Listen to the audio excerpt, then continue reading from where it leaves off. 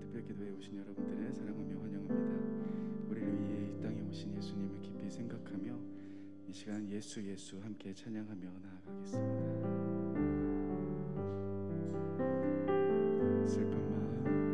슬픈 마음 있는 자, 눈과 영 병든 자,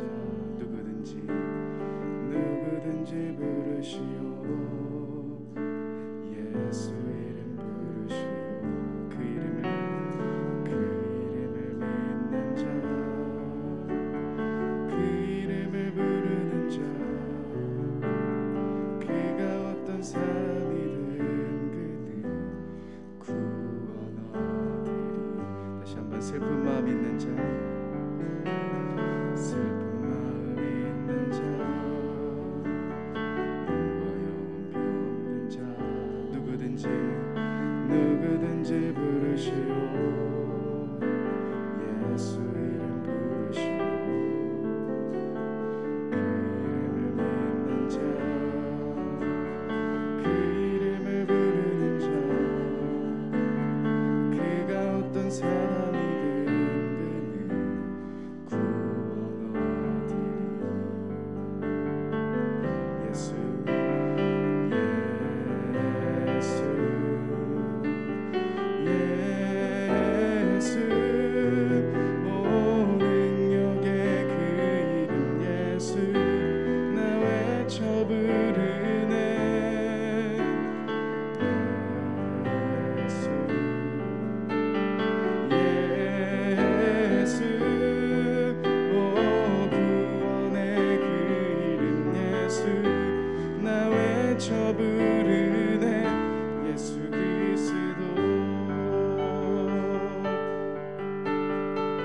은과 금 내게 없으나 함께 찬양하겠습니다. 은과 금 내게 없으나 내가 가진 건 너에게 주니. 능력의 이름 예수라.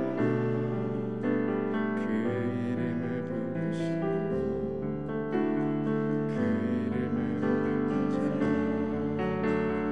그 이름을 외치는 자, 그가 어떤 사람이든 그는 주의 영광 보리라. 예수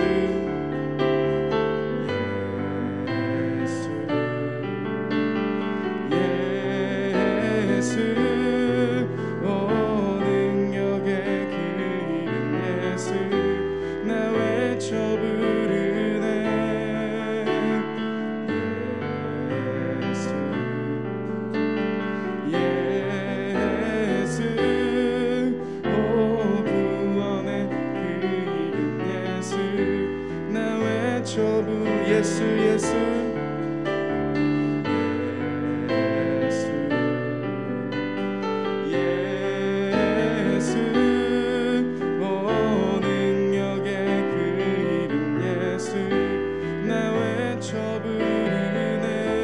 예수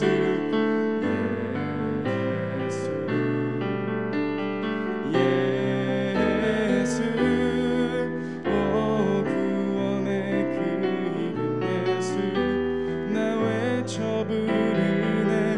예수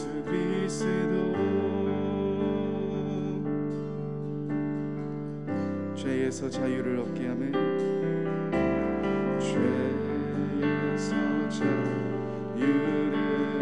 얻게 하며 보혈의 능력 주의 보혈 시험을 이기고 승리하니 참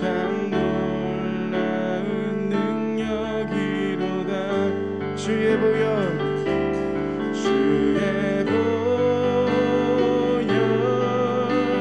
능력이 또 주의 피 믿으오. 주의 보혈 그 어린 양을 매우 귀중한 피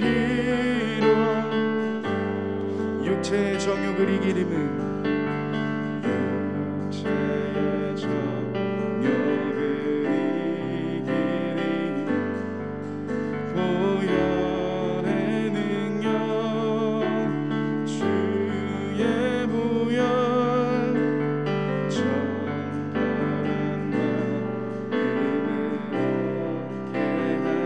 참 놀라운 능력이로 주의 보혈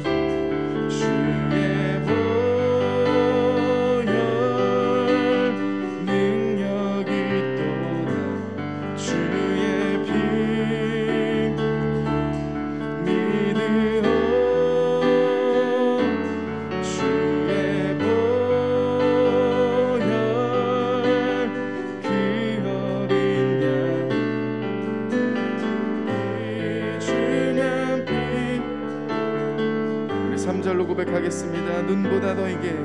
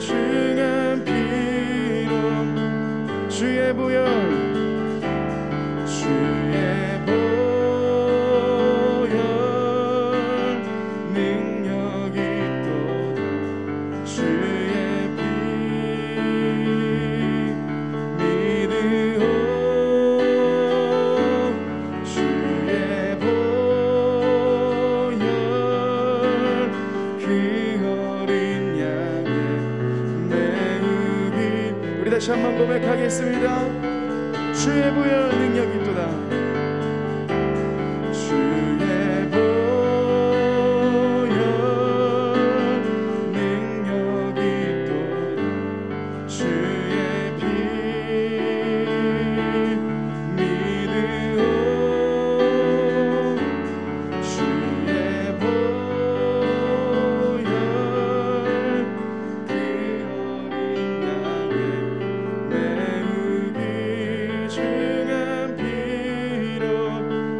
주의 보혈 능력이 있도다.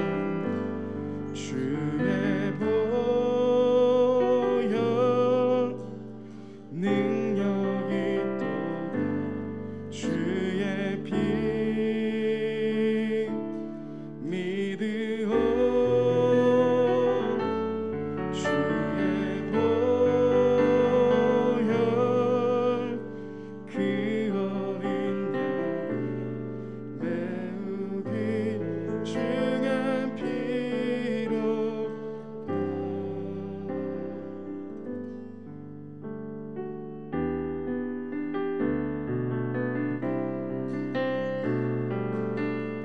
우리를 자유케 하신 주님을 바라보며 함께 찬양하겠습니다. 6월절 어린 양의 피로 나의 삶의 문 열렸네. 저 어둠의 권세는 힘이 없네. 주 보혈의 능력으로 원수가 날 정죄할 때에도 난 그렇게 설 수 있네. 난 더 이상 정죄함 없네. 난 주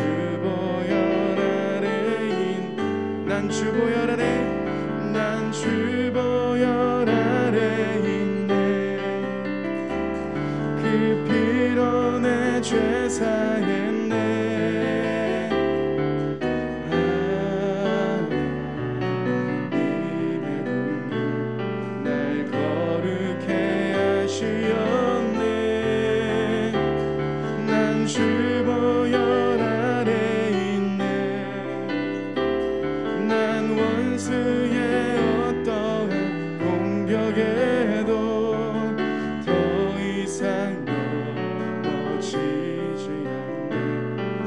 주 보혈 아래 있네. 다시 한번 처음부터 고백하겠습니다.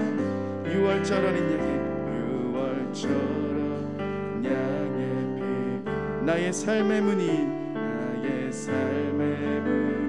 열렸네. 저금의 권세는 힘이 없네. 주 보혈의 능력은 원수가 날 정죄할 때에 난 의롭게 설 수 있네. 난 더 이상 정죄함 없네. 난 주 보혈 아래 난 주 보혈 아래 있네. 그 피로 내 죄 사했네.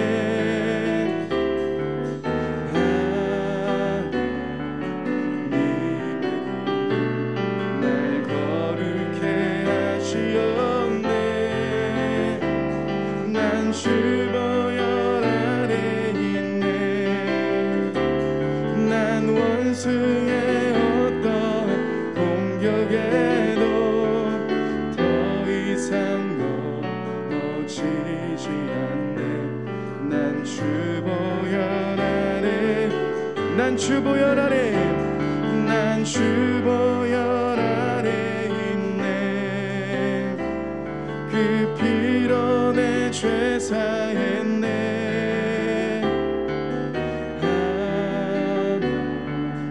하나님의 날 거룩해 하시었네. 난 주 보혈 아래 있네. 난 원수의 어떤 공격에도 더 이상 난 주 보혈. 우리 다시 한번 고백하겠습니다. 난 주 보혈 아래 있네. 그 피로 내 죄 사했네. 하나님의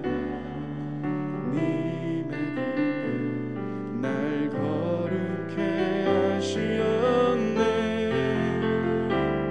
난 주 보혈 아래 있네.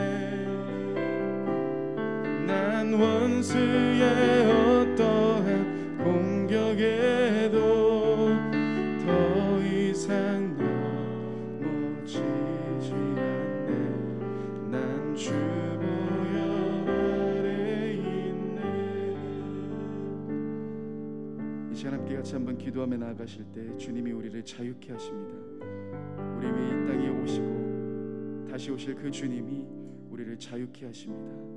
여러분들의 모든 삶의 무거운 짐들, 우리를 얽매고 있었던 모든 것들이 있다면 이 시간 그 모든 것들을 내려놓고 우리를 자유케 하신 주님을 바라보며 나아가십시다. 이 시간 함께 같이 한번 기도하며 나아가겠습니다. 기도하시겠습니다. 주님, 우리를 자유케 하신 주님을 바라보며 나아갑니다. 주님,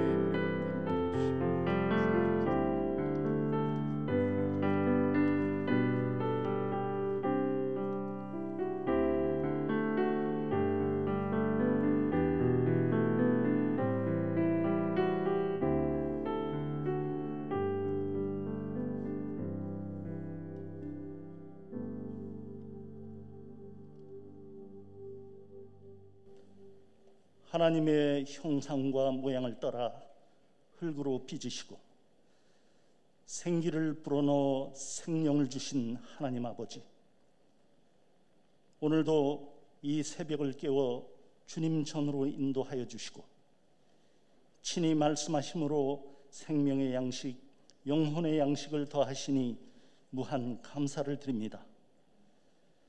지난 시간 동안 생각함으로 또 행함으로 지은 저희들의 죄를 자복하고 회개하오니 용서하여 주시고 십자가 보혈로 정결케 하옵소서.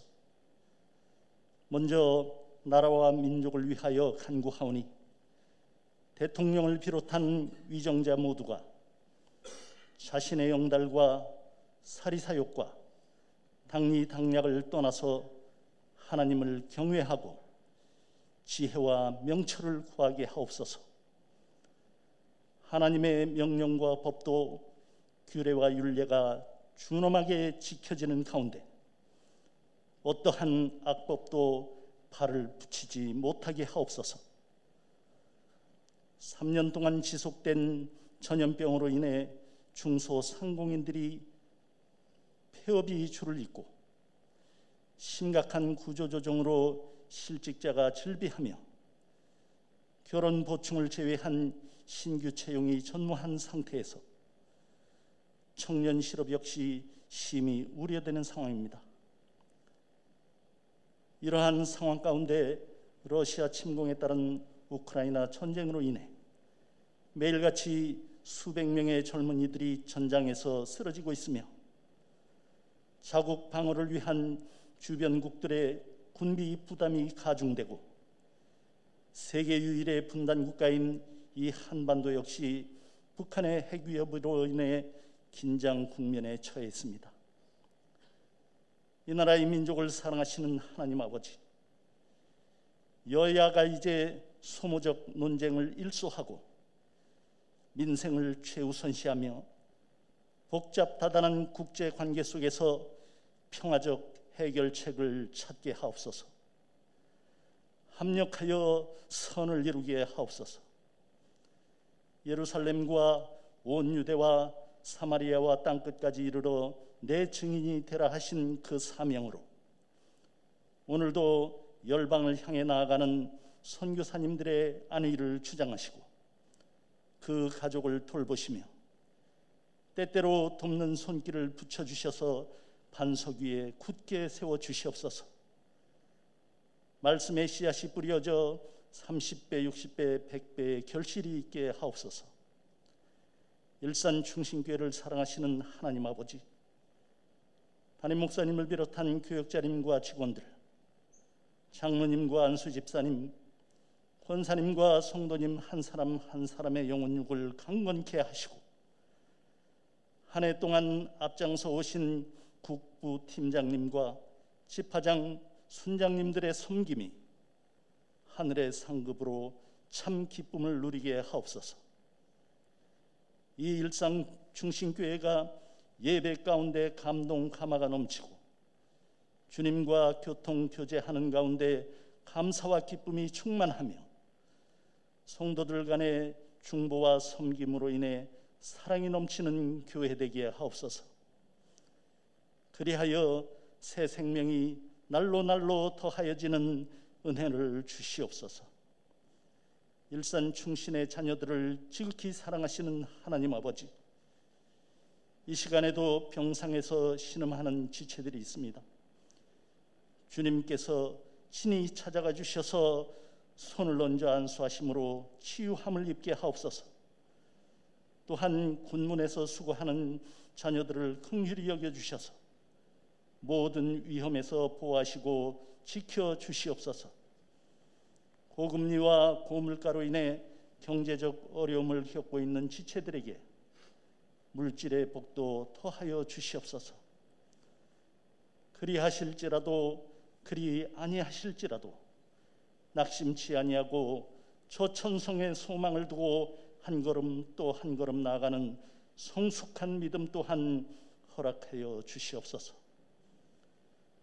말씀을 전하시는 목사님의 성대를 주장하시고 저희들의 심령을 기경하여 옥토로 일구어 주시옵소서.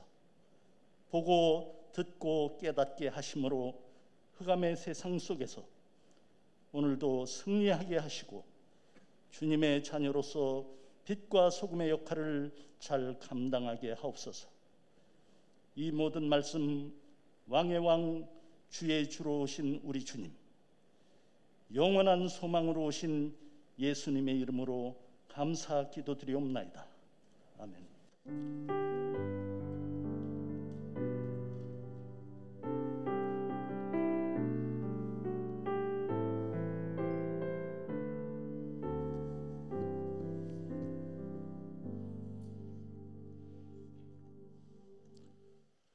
오늘 우리에게 주신 하나님 말씀은 사무엘상 9장 15절에서 21절까지의 말씀입니다. 사무엘상 9장 15절에서 21절까지의 말씀을 함께 보시겠습니다. 오늘 말씀 사무엘상 9장 15절에서 21절까지의 말씀을 우리 강기원 윤기영 집사님의 딸 청소년부 강다나 학생이 봉독해 주시겠습니다.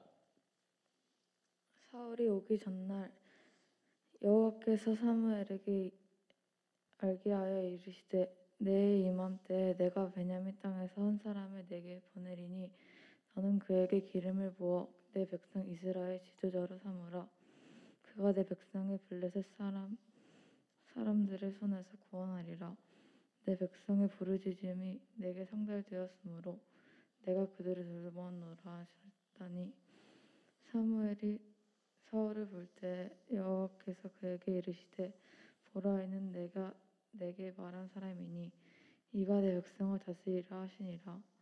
사울이 성문한 사울에게 나아가 이르시되 선견자의 집이 어디인지 청하건대 내게 가르치소서 하니 사무엘이 사울에게 대답하여 이르되 내가 선견자이니라. 너는 내 앞서 산당으로 올라가라. 너희가 오늘 나와 함께 먹을 것이요 아침에는 내가 너를 보내되 내 마음에 있는 것을 다 내게 말하리라. 사흘 전에 이른 내 암나귀들을 염려하지 말라. 찾아내리라. 온 이스라엘이 사모한 자가 누구냐? 너와 내 아버지의 온 집이 아니냐 하는지라. 사울이 대답하여 이르되 나는 이스라엘 지파의 가장 작은 지파 베냐민 사람이 아니니까. 또 나의 가족은 베냐민 지파 모든 가족 중에 가장 미약하지 아니하시니까. 당신이 어찌하여 내게 이 같은 말씀하시나이까 하니. 아멘. 우리 마태복음 5장 16절 말씀 함께 세 번 합가다 하시겠습니다. 마태복음 5장 16절 말씀. 이같이 너희 빛이 사람 앞에 비치게 하여 그들로 너희 착한 행실을 보고 하늘에 계신 너희 아버지께 영광을 돌리게 하라. 마태복음 5장 16절 말씀. 마태복음 5장 16절 말씀. 이같이 너희 빛이 사람 앞에 비치게 하여 그들로 너희 착한 행실을 보고 하늘에 계신 너희 아버지께 영광을 돌리게 하라. 마태복음 5장 16절 말씀. 마태복음 5장 16절 말씀. 이같이 너희 빛이 사람 앞에 비치게 하여 그들로 너희 착한 행실을 보고 하늘에 계신 너희 아버지께 영광을 돌리게 하라. 마태복음 5장 16절 말씀. 아멘. 오늘 함께 보신 본문에 나오는 사울이라는 사람은 이스라엘의 초대 왕입니다. 그가 이스라엘의 초대 왕이 되기 전에 이 마지막 사사이자 선지자로서 존재했던 사람은 사무엘이죠.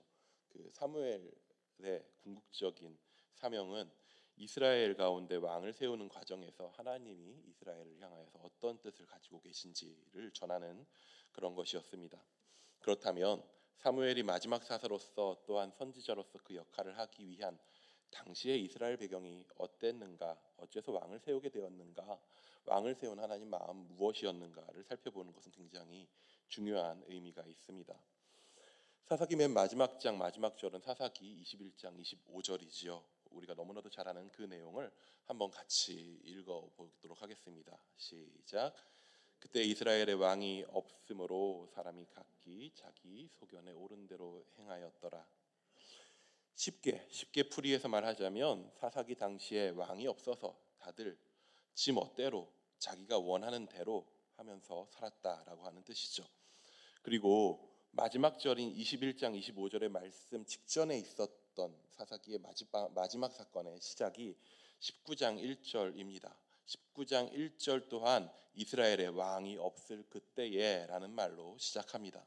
즉 사사기 마지막 사건의 문제 원인이 이스라엘의 왕이 없었기 때문에 생겨난 일이다 라고 성경은 말씀하고 있는 것입니다. 그 일이 어떤 일이었는지 먼저 한번 살펴보면서 사울의 이야기까지 좀 이어가 보도록 하겠습니다. 당시에 사사시대 말미에 이스라엘이 12지파로 나누어져 있었죠. 그리고 그 12지파는 모두 각각 땅을 가지고 있었습니다. 그런데 딱 한 지파만 땅이 없었죠. 바로 레위 족속이었습니다.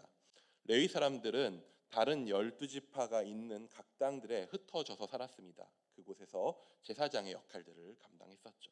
그 중에서 에브라임 땅에 거주하는 레위 사람이 있었습니다. 그는 유다 베들레헴에서 첩을 맞았다고 합니다. 근데 그 첩이 바람을 피고 남편을 피해 도망가서 유다 베들레헴의 아버지 집에서 넉 달을 지내게 됩니다. 이 레위 사람은 그래도 그 아내를 놓치기 싫었는지 하인한 사람과 나귀 2마리를 데리고 그 아내의 집으로, 장인의 집으로 찾아갑니다. 그의 장인은 사위가 찾아오자 극진히 잘 대접하죠. 그렇게 며칠 동안 장인의 집에서 유숙합니다. 근데 이게 낮이 되면 밥 한 끼 먹고 출발해라, 밤이 되면 늦었으니 자고 내일 가라, 이렇게 반복이 되다 보니까 레위 사람은 5일씩이나 그 집에 머무르게 됩니다. 그리고 5일째 되던 날 늦은 시간이었지만 너무 늦었다, 이제 빨리 가야 되겠다는 마음으로 어두웠음에도 불구하고 자기 집으로 떠나가기를 결정합니다. 첩과 하인을 데리고 돌아가는 길목에 여부스 지역이 있었는데 그 지역을 돌아갑니다. 나중에 그곳이 예루살렘이 되긴 하지만은 당시의 여부스는 아직 이스라엘 땅이 아니라 가나안 족속이 지배하고 있었던 땅이었죠. 그래서 그곳을 피해 가고자 했던 것입니다. 늦은 저녁 시간에 다른 민족이 차지하고 있는 땅에 들어가는 것이 여러모로 부담스러우니 길을 조금 돌아가더라도 같은 민족, 우리 민족이 있던 베냐민 족속에 속한 기브아 땅으로 돌아가려고 합니다. 그리고 거기에서 한 노인의 환대로 그의 집에 머물게 됩니다. 근데 레위인이 자기 아내와 하인과 함께 노인의 집에 머물기 위해 들어갔을 때 베냐민 땅에 있었던 불량배들이 외지인이 온 걸 보고 노인의 집 앞에서 난동을 부립니다. 뭔가요? 그들은 외지의 여인을 내놓으라라고 난동을 부립니다. 결국에 레위 지파 사람의 첩을 끌고 가서 밤새 그녀를 능욕했고 결국 죽음에 이르게 했습니다. 아침이 되어서 자기 아내의 시체를 확인한 레위 사람은 너무 분에 차고 화가 나서 첩의 몸을 12조각을 내버립니다. 그리고 그 조각난 그의 몸을 이스라엘 지파들에게 흩어 보냅니다. 베냐민 지파가 나의 가족을 이렇게 만들었다라고 분노를 표출했던 거죠. 끔찍한 일입니다. 각 지파에서 이 시체를 받아보고서는 난리가 납니다. 도대체 이게 무슨 일이냐? 어쩌다가 이런 일이 일어났느냐? 난리가 납니다. 그리고 이 분노에 동조한 사람들이 미스바에 모입니다. 베냐민 지파를 제외하고 베냐민 지파에 대한 분노로 모여든 사람이 40만 명이라고 합니다. 앞뒤 사정을 들은 40만 명이 모여 내린 결론이 뭡니까? 기브아성, 즉 베냐민 지파를 치자라고 하는 것이었습니다. 이 악행을 저지른 불량배들을 내놓으라는 요구를 하기 위해서 40만 명이 몰려간 것입니다. 그런데 수십만의 군대가 몰려왔음에도 베냐민 지파 사람들은 어떻게 합니까? 이스라엘 지파와 싸우겠다고 합니다. 무슨 정의로운 마음이 있어서가 아닙니다. 불량한 그들을 벌하는 것이 정의였겠죠. 그 대신 그들은 너희가 뭔데 우리 애들을 건드냐라고 하는 마음으로 응전한 것입니다.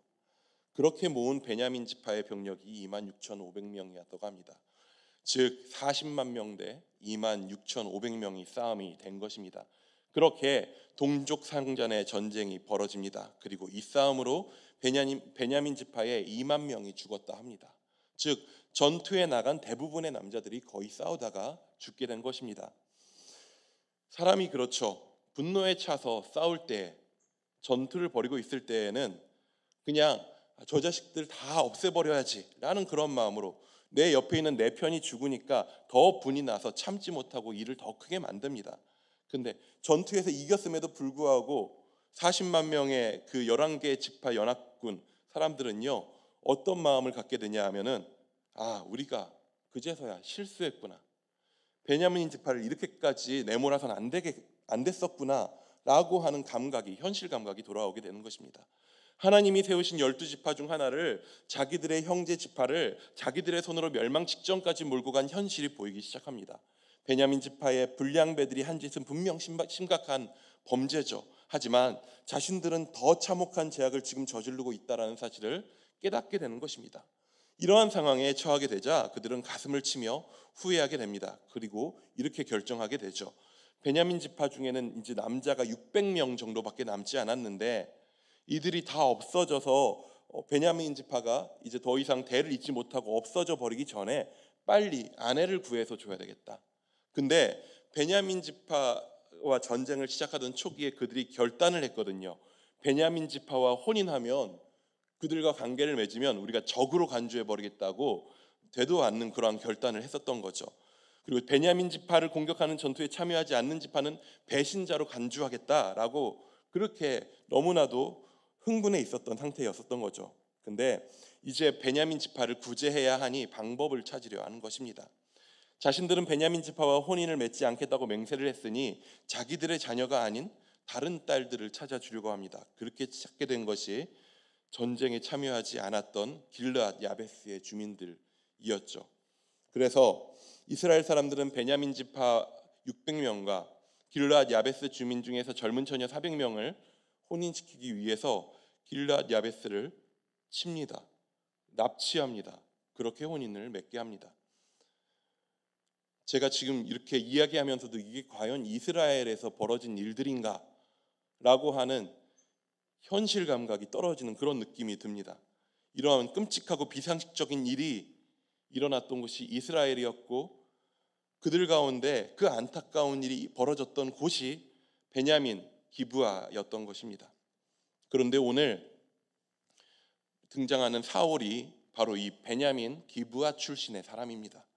즉 사울이 베냐민 지파라는 것은 사사기 시대의 배경 아래에서 이러한 끔찍한 일을 경험한 처지에 처해 있었던 사람이 사울이었다라고 하는 것을 보여줍니다. 그런데 그 끔찍한 일을 겪은 지파, 그 여러 지파들 중에서 거의 망하게 되었었던 그 지파에 사울이라고 하는 사람을 사무엘이 오늘 왕으로 삼겠다라고 선포하기 시작하는 것입니다. 그러다 보니 자연스럽게 21절에서와 같은 대답이 사울로부터 나오게 되는 것입니다. 우리 21절 말씀을 한 번 더 같이 읽어보겠습니다. 21절입니다. 시작.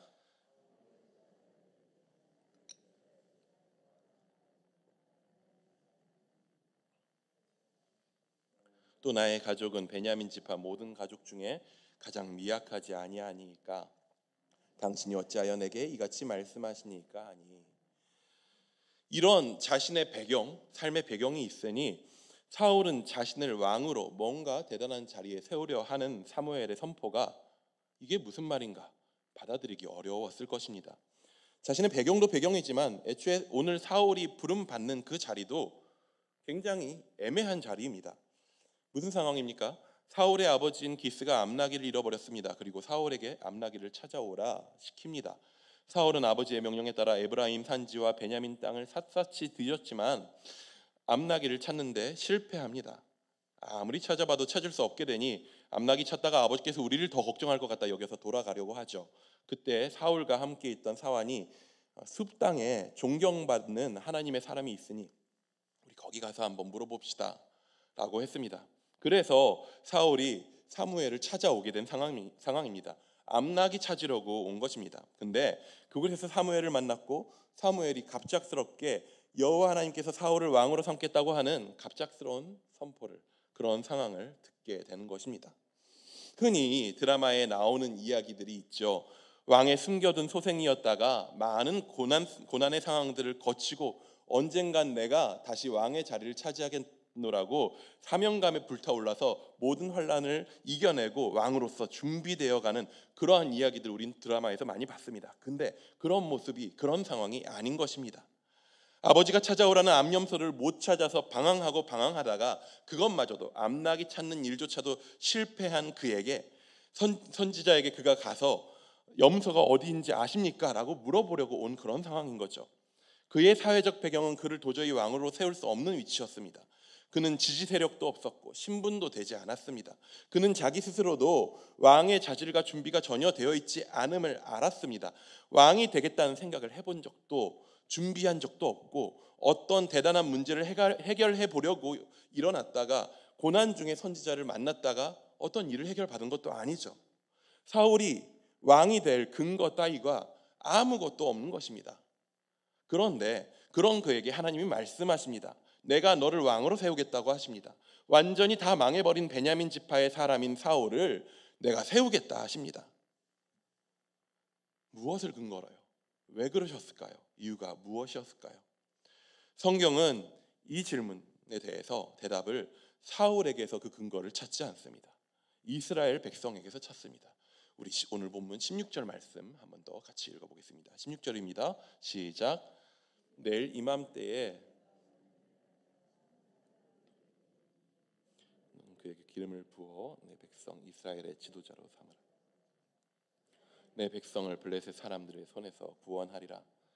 내 백성의 부르짖음이 내게 상달되었으므로 내가 그들을 돌보았노라 하셨더니, 하나님께서 사울을 기름 부으신 것은 사울에게서 어떠한 자격이나 능력이 있어서가 아니라 하나님의 백성의 부르짖음이 하나님께 상달되었기 때문이라고 말씀합니다.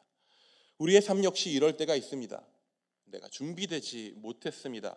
내가 능력을 갖추지 못했습니다. 나는 부족한 사람입니다. 내게 자격이 없습니다. 그럼에도 불구하고 부르심이 있을 때가 있습니다. 하나님께서 찾으실 때가 있습니다. 누군가를 통해서, 누군가의 입술을 통해서 나를 부르실 때가 있습니다.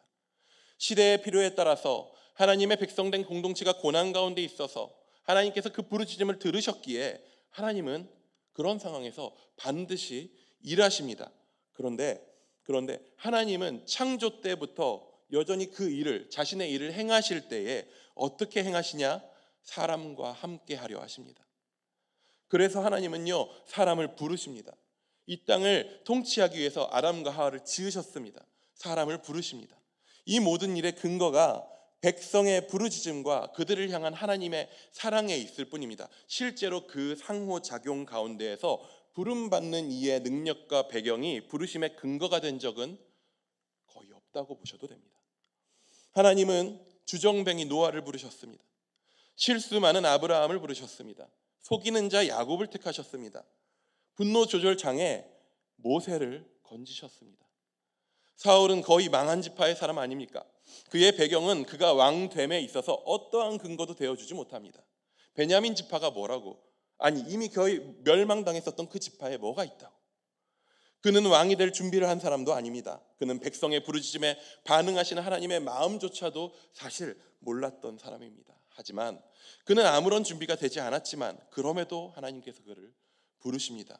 기름 부으십니다. 그리고 이후에 투표를 통해 왕으로 부름받았음을 공포한 뒤에 아람과의 전쟁 속에서 이스라엘을 멋지게 구원함으로써 하나님께서 그에게 자격과 능력과 위치를 허락해 주셨다는 것을 밝혀 보여주십니다. 그에게는 아무런 근거가 없었지만, 사울에게는 아무런 근거가 없었지만 하나님이 그의 이유가, 근거가 되어 주십니다. 모든 새로운 출발의 지점 가운데 자격이 되고 준비가 되고 능력이 되고 그렇게 해서 출발하게 되는 것이 아닙니다. 출발지에서 우리가 기억해야 하는 것은 부르신 이를 바라보는 것입니다. 부르신 이가 어떻게 부르셨는가 하는 것입니다. 부르신 이가 누구인가 하는 것입니다. 그리고 그 앞에 신뢰하고 순종할 때 우리는 하나님께서 행하시는 일들을 눈으로 그제서야 하나씩 보게 됩니다. 하나님은 사울이 준비가 되어서 그를 왕으로 삼으신 것이 아니라 당신의 백성들을 고통 가운데 둘 수 없어서 사울을 부르셨습니다. 그러니 사울도 자신의 자격 여부에 마음을 두는 것이 아닌 하나님께서 사랑하신 백성을 바라며 그들을 위하는 마음으로 부르심의 자리를 지켜가면 되는 것이었습니다. 사랑하는 일산충신의 성도님들, 2023년 이제 곧 다가올 한 해 교회의 수많은 변화 속에서 새로운 부르심의 자리들이 있습니다. 그리고 그 자리에서 우리는 자격도, 능력도, 배경도, 상황도 나는 안 되는 것 같습니다 라고 하는 상황에 직면하게 될 것입니다. 그러한 마음이 드신다면 다행입니다. 부르심의 근거가 나에게 있다라고 착각하면 절대 우리는 하나님을 바라보고 시작할 수 없습니다. 하지만 우리 안에 자격도, 능력도, 배경도, 상황도 어떠한 근거도 내 안에 없기에 우리는 우리로부터 눈을 돌려서 우리를 부르시는 하나님께 우리의 시선을 올려드릴 수 있습니다. 우리를 향한 부르심 가운데 무엇을 보십니까? 부르신 그분만 바라보기 원합니다. 부르신 이가 하실 놀라운 일들을 기대하시기 바랍니다. 부르신 이가 우리를 통하여서 이루실 놀라운 일들을 바라보기 원합니다. 그것을 소망하며 함께 새로운 출발 가운데 걸어갈 수 있기를 축원합니다. 기도하겠습니다.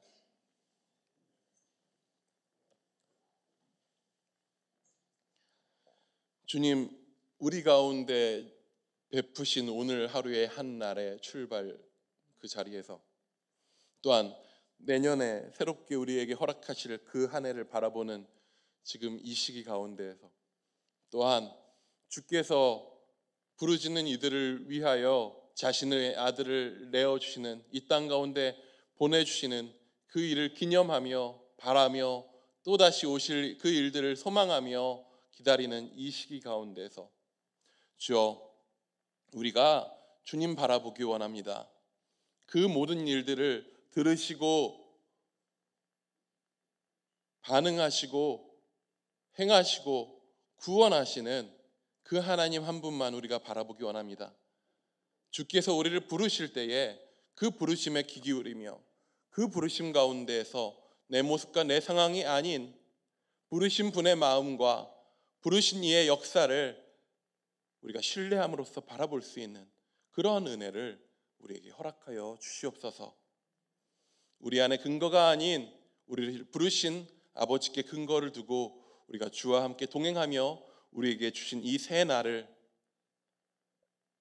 그리고 다가올 새 한 해를 우리의 모든 호흡의 순간을 주님 걸어갈 수 있도록 인도하여 주시옵소서. 살아계신 예수 그리스도의 이름으로 기도드립니다. 아멘.